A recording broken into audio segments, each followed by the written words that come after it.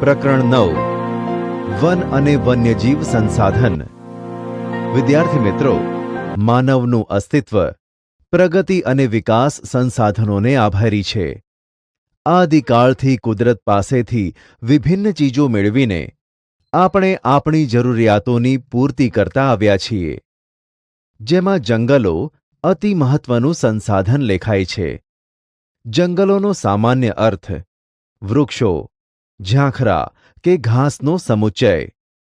કુદરતી વનસ્પતિમાં એ જ વનસ્પતિને સમાવી શકાય જેનો ઉછેર માનવની સહાય વિના કુદરતી રીતે થયો હોય. તેને અક્ષત વનસ્પતિ કહે છે. ભારતમાં આ પ્રકારની વનસ્પતિ હવે માત્ર હિમાલય, સુંદરવન અને થરના રણના દુર્ગમ વિસ્તારોમાં જ જોવા મળે છે.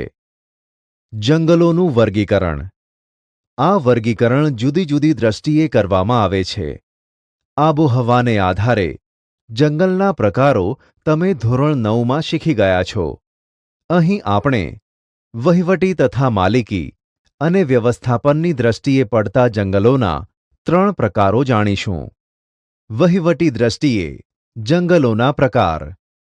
1. અનામત જંગલ. આ પ્રકારના જંગલો સીધા સરકારી તંત્રના નિયંત્રણમાં હોય છે. એમાં લાકડા કાપવા કે વીણવા તથા પશુ ચરાણ માટે પ્રવેશ કરવાની મનાઈ હોય છે. 2. સંરક્ષિત જંગલ. આ પ્રકારના જંગલોની દેખભાળ સરકારી તંત્ર દ્વારા કરાય છે. વૃક્ષોને હાનિ પહોંચાડ્યા સિવાય લાકડા વીણવાની અને પશુ ચરાણની સ્થાનિક લોકોને છૂટ હોય છે. 3. અવર્ગીકૃત જંગલ. આ પ્રકારના જંગલોનું વર્ગીકરણ હજુ સુધી થયું નથી. અહીં વૃક્ષોના કાપવા તથા પશુચરાણ પર કોઈ પ્રતિબંધ નથી. માલિકી, વહીવટ અને વ્યવસ્થાપન દ્રષ્ટિએ જંગલોના પ્રકાર. વિદ્યાર્થી મિત્રો, ભારતના જંગલોને માલિકી, વહીવટી અને વ્યવસ્થાપન દ્રષ્ટિએ આ મુજબ 3 ભાગમાં વહેંચવામાં આવે છે. 1. રાજ્ય માલિકીનું જંગલ. આ પ્રકારના જંગલો પર નિયંત્રણ રાજ્ય કે કેન્દ્ર સરકારનું હોય છે. દેશના મોટા ભાગના જંગલ વિસ્તારો આ પ્રકારમાં આવે છે. 2. સામુદાયિક વન. આ પ્રકારના જંગલો પર સ્થાનિક સ્વરાજ્યની સંસ્થાઓ એટલે કે ગ્રામ પંચાયત, નગરપાલિકા, મહાનગરપાલિકા, જિલ્લા પંચાયત વગેરેનું નિયંત્રણ હોય છે. 3. ખાનગી જંગલ. આ પ્રકારનું જંગલ વ્યક્તિગત માલિકીનું હોય છે. ઓડિશા, મેઘાલય, પંજાબ અને હિમાચલ પ્રદેશમાં આ પ્રકારનું જંગલ વિશેષ જોવા મળે છે. જો કે આ પ્રકારના ઘણા ખરા જંગલો ક્ષત-વિક્ષત અવસ્થામાં તો કેટલાક ઉજ્જડ અવસ્થામાં મળી આવ્યા છે. નિર્વનીકરણ, જંગલ વિનાશ. નિર્વનીકરણ એટલે જંગલોનું નષ્ટ થવું. અત્યંત ઊંચા દરે થતું નિર્વનીકરણ આપણા દેશની નહીં પણ સમગ્ર વિશ્વની મુખ્ય સમસ્યા પૈકીની એક છે. માનવીની વિકાસ યાત્રાનું પરિણામ તેને ગણી શકાય. જો કે કુદરતી રીતે પણ વૃક્ષો નાશ પામે છે, પણ તે માનવીના હસ્તક્ષેપથી થતા વિનાશની તુલનામાં નગણ્ય છે.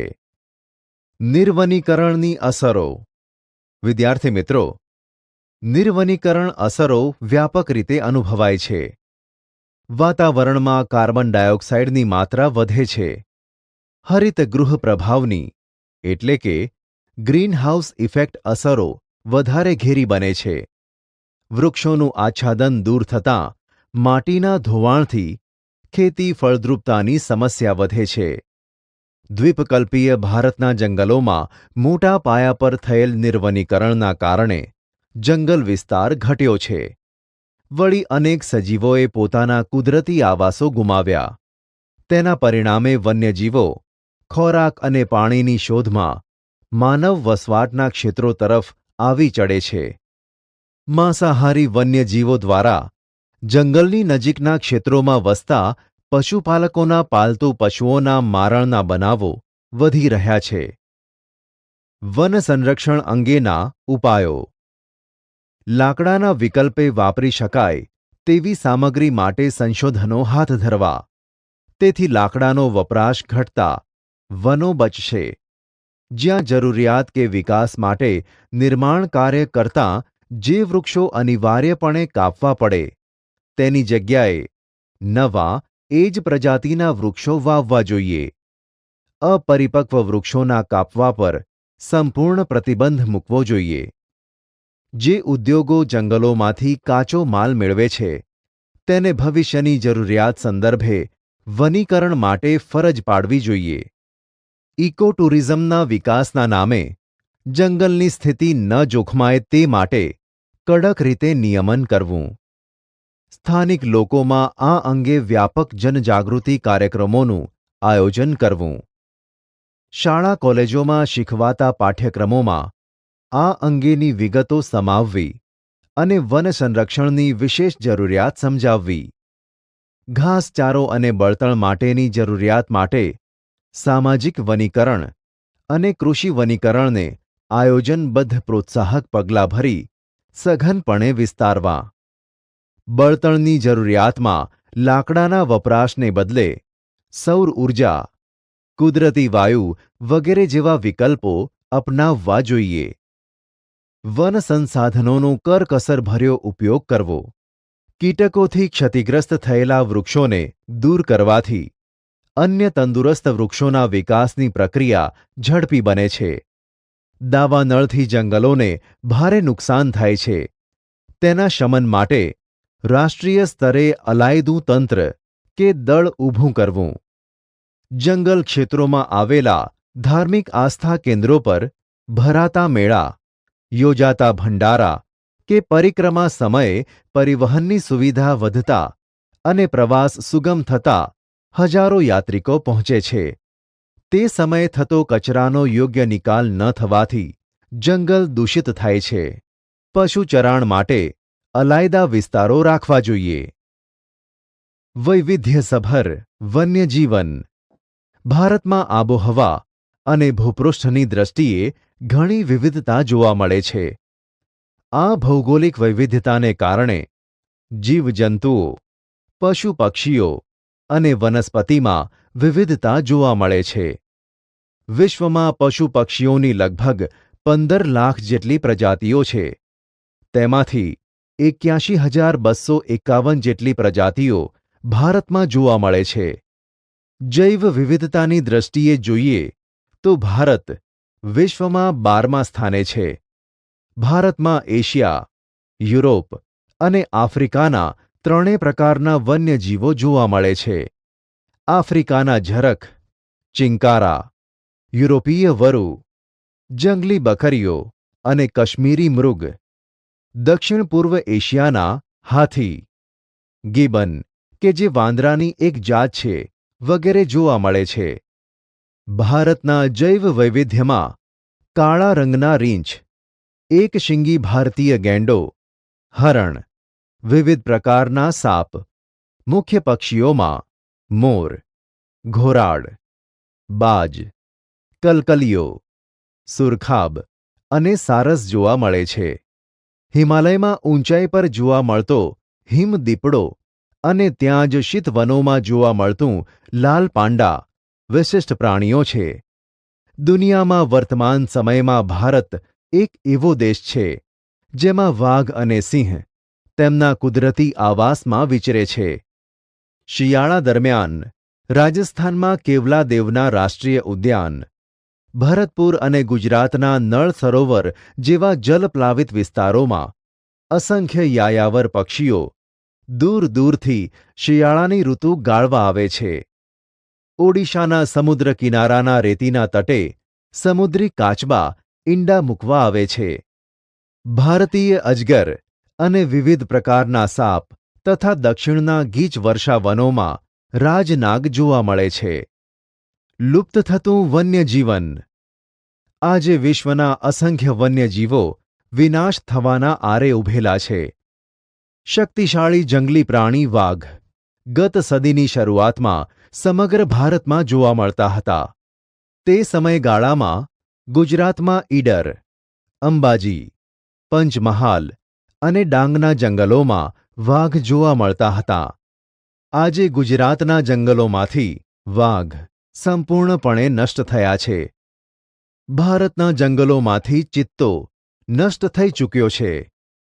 અગાઉ ભારતના જંગલોમાં સહજ જોવા મળતી અનેક પક્ષીઓની જાતિઓ હવે ભાગ્યે જ નજરે પડે છે. એમાં ગીધ, ગુલાબી ગરદનવાળી બતક, સારસ અને ઘુવડ વગેરે ભવિષ્યમાં લુપ્ત થવાની તૈયારીમાં છે. પૂર્વોત્તરના અરુણાચલ પ્રદેશમાં એક સમયે વ્યાપક પ્રમાણમાં જોવા મળતા મોટા ચિલોત્રા આજે સરળતાથી જોવા મળતો નથી. નદીઓના મીઠા પાણીમાં જોવા મળતા મગરની પ્રજાતિના ઘડિયાલ અને ગંગેય ડોલ્ફિનના અસ્તિત્વ પર આજે ભારે સંકટ છે. ઓડિશા, ગુજરાત વગેરે રાજ્યોના સમુદ્ર કિનારે ઈંડા મૂકવા આવતા સમુદ્રી કાચબાઓની સંખ્યામાં સતત ઘટાડો નોંધાયો છે. એક સમયે ગુજરાતની નર્મદા, તાપી, મહી અને સાબરમતી સહિતની નદીઓમાં જોવા મળતી જળબિલાડી તે ક્ષેત્રોમાં લગભગ લુપ્ત થવાના આરે છે. આ સ્થિતિ અંગે આપણે ગંભીરતાથી વિચારવાનો સમય પાકી ગયો છે. વન્યજીવોના વિનાશના કારણો. જંગલ ક્ષેત્રોમાં ઘાસભૂમિ અને જલપ્લાવિત વિસ્તારોમાં થતી માનવીય દખલથી વન્યજીવોના પ્રાકૃતિક આવાસો જોખમાય છે. જંગલોનો વિનાશ પ્રાકૃતિક અસંતુલન માટે સૌથી વધારે કારણભૂત છે. તેની છેવટની અસર વન્યજીવોની સંખ્યામાં ઘટાડો કરે છે. વાળ, ખાલ, હાડકાં, શિંગડા કે નખ મેળવવા કે શોખથી થતો શિકાર પણ જવાબદાર છે. મનુષ્યના લોભ લાલચથી કરાતું જંગલોનું અતિદોહન, સડકો, બહુહેતુક યોજનાઓનું નિર્માણ, ખનિજ ખનન, નવી વસાહતો કે શહેરોનું વિસ્તરણ વન્યજીવોને નિર્વાસિત કરે છે. ઘાસચારો, બળતણ કે પશુચરાણ માટે જંગલો પર દબાણ વધી રહ્યું છે. જંગલોની આગ અનેક પ્રજાતિને ભરખી જાય છે. આ આગ જો બચ્ચા ઉછેરવાની કે ઈંડા સેવવાના ગાળામાં લાગે ત્યારે વન્ય પ્રાણીઓની સંખ્યા પર ઘણી મોટી નકારાત્મક અસરો થાય છે. પોતાના કુદરતી નિવાસ નષ્ટ થવાથી બેઘર બની વન્ય ક્ષેત્રમાંથી બહાર આવી ગયેલા પ્રાણીઓ માનવી સાથેની અથડામણોમાં ક્યારેક જીવ ગુમાવે છે. પ્રાણીજ ઔષધિઓ કે સુગંધી દ્રવ્યો મેળવવા કરાતો શિકાર તે પ્રજાતિને વિલુપ્તિના આરે લાવી દે છે. વન્યજીવ સંરક્ષણ માટેના ઉપાયો. જંગલો માટે આપણો દૃષ્ટિકોણ અને માનસિકતા બદલવાની જરૂર છે. આપણે તેને આવક માટેનો અખૂટ સ્રોત માનીએ એ ભૂલ ભરેલું છે. તેનું સંરક્ષણ થવું જોઈએ. તો જ વન્યજીવો માટેના કુદરતી આશ્રયસ્થાનો બચશે. જંગલોમાં તૃણાહારી અને માંસાહારી પ્રાણીઓની સંખ્યાનું સંતુલન જાળવવું અને તે માટે જંગલના જળ સ્રોતોની જાળવણી તથા પાલતુ પશુચરાણ પર પ્રતિબંધ જેવા પગલાં ભરવા. શિકાર ડામવા કડક કાયદા અને તેનો સખ્તાઈથી અમલ કરાવવો જોઈએ. જંગલોમાં થતા ગેરકાયદેસર ખનન કાર્યના પ્રતિબંધ ભંગ માટે કડક સજા અને દંડની જોગવાઈ કરવી જોઈએ. વન્યજીવોના પ્રજનનકાળમાં તેમને ખલેલ ન પડે એવી વ્યવસ્થા ગોઠવવી જોઈએ. જંગલ ક્ષેત્રોમાં થતી માછીમારી, વન્ય પેદાશ એકત્રીકરણ કે પ્રવાસનથી વન્યજીવો પર પડનારી અસરોનો અભ્યાસ કરી એ મુજબ પગલાં ભરવા જોઈએ. સમાજમાં વ્યાપકપણે જનજાગૃતિ કાર્યક્રમો યોજવા જોઈએ. જવાબદાર નાગરિક જૂથોએ વન્યજીવ સંરક્ષણ કાર્ય માટે તંત્ર જો શિથિલ હોય તો તેના પર દબાણ ઊભું કરી આ કામગીરીને પ્રાથમિકતા અપાવવી જોઈએ. વન્યજીવન સંરક્ષણ યોજના. ભારતમાં વન્યજીવોના સંરક્ષણ માટે કેટલીક ખાસ યોજનાઓ અમલમાં મૂકવામાં આવી છે. આ યોજનાઓ અંતર્ગત સંકટમાં આવી પડેલી પ્રજાતિઓ અને નજીકના ભવિષ્યમાં લુપ્ત થવાનો ભય હોય એવી પ્રજાતિઓના સંરક્ષણ માટે ખાસ યોજનાઓ શરૂ કરવામાં આવી છે. એમાંની કેટલીક મહત્વની યોજનાઓનો આપણે ટૂંકમાં પરિચય મેળવીએ. 1. વાઘ પરિયોજના. એક અંદાજ મુજબ 20મી સદીની શરૂઆતમાં ભારતના જંગલોમાં લગભગ 40,000 કરતાં પણ વધારે વાઘ હોવાનો ઉલ્લેખ છે. અનિયંત્રિત ગેરકાયદેસર થતા શિકાર અને નિર્વનીકરણના પરિણામે વાઘના અસ્તિત્વ માટે બહુ મોટો ખતરો ઊભો થયો હતો.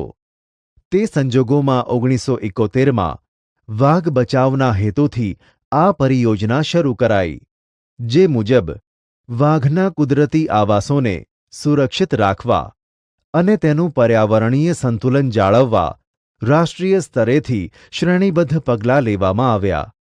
અત્યારે દેશમાં કુલ 44 જેટલા ક્ષેત્રોમાં આ યોજના કાર્યરત છે. 2.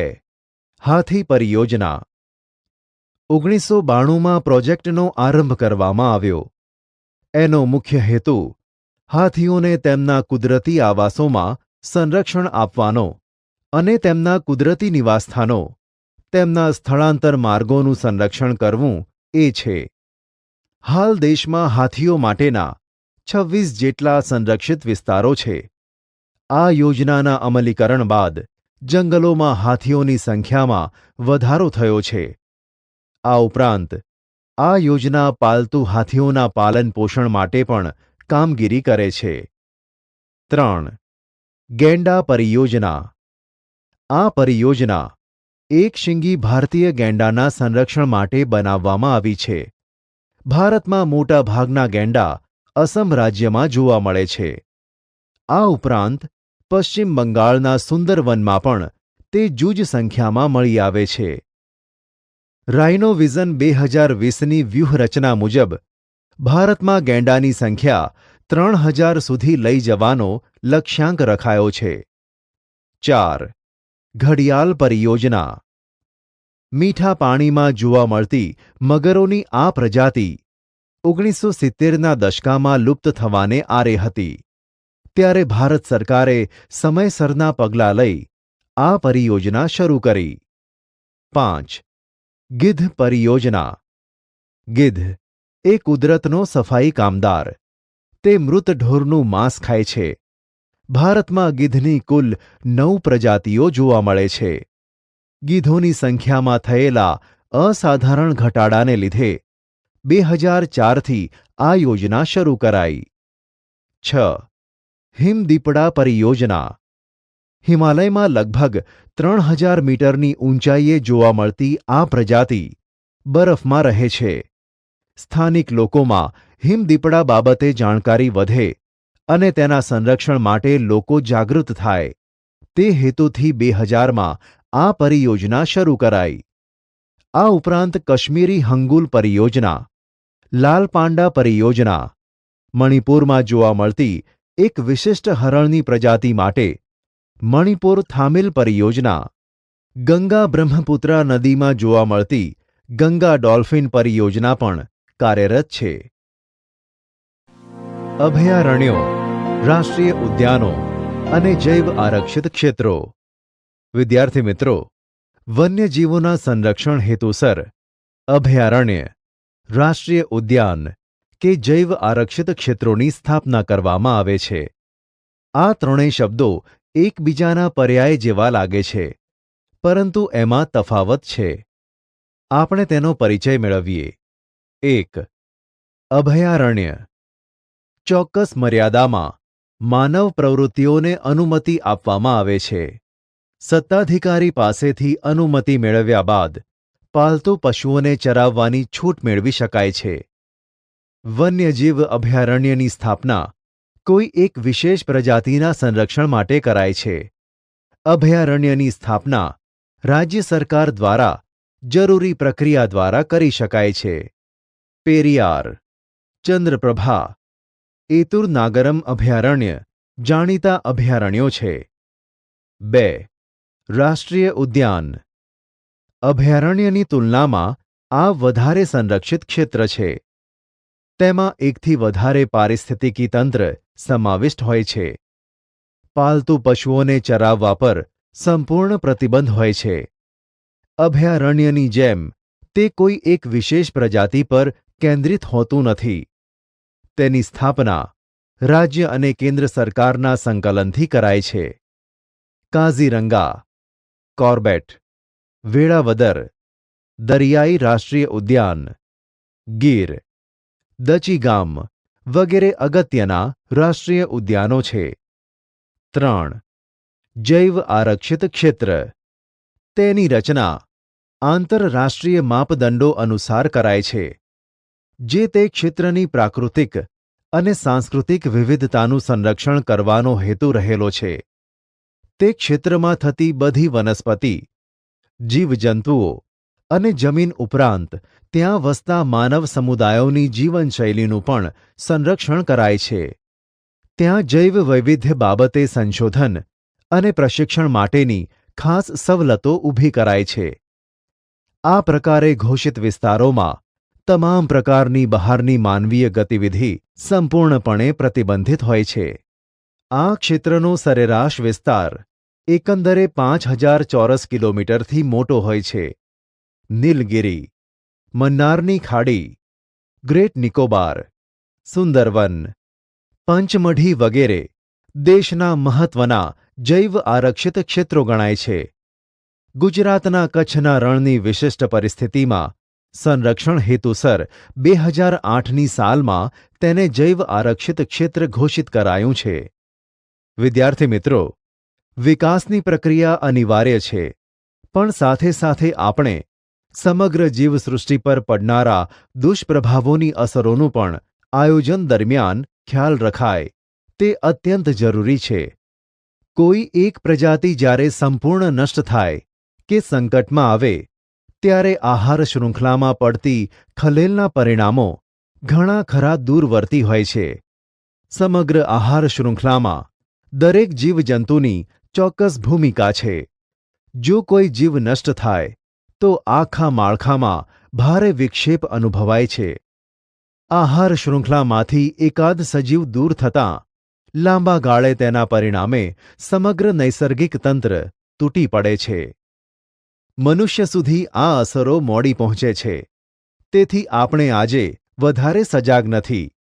વિદ્યાર્થી મિત્રો, જે પર્યાવરણીય સંકટોનો આપણે સામનો કરી રહ્યા છે તે દાયકાઓ પૂર્વે સેવેલી બેકાળજીનું પરિણામ છે. આવતીકાલને ઉજળી બનાવવા આયોજનબદ્ધ વિકાસ કરીશું તો વાંધો નહીં આવે.